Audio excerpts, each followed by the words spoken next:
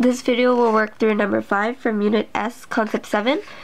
We're going to be using half-angle formulas to solve this equation. So, the tangent of x over 2 can be substituted for 1 minus cosine of x over sine of x.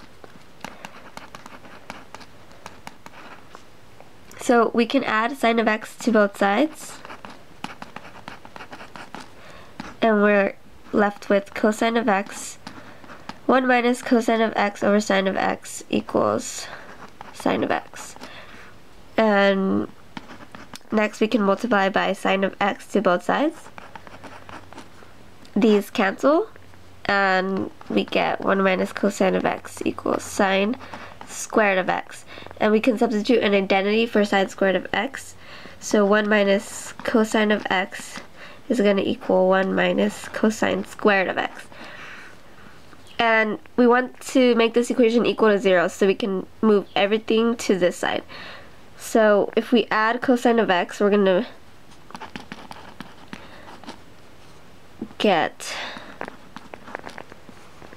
cosine squared x plus 1 minus cosine x equals 1. Then we subtract 1 from both sides, and the 1's cancel, so we're just left with cosine squared of x minus cosine of x equals 0.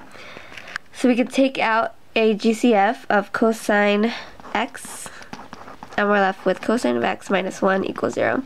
So from here, all we do is use the zero product property, and we get cosine of x equals 0, cosine of x minus 1 equals 0, and we add 1, we get cosine of x equals 1, and x here is going to be 90 degrees and 270 degrees.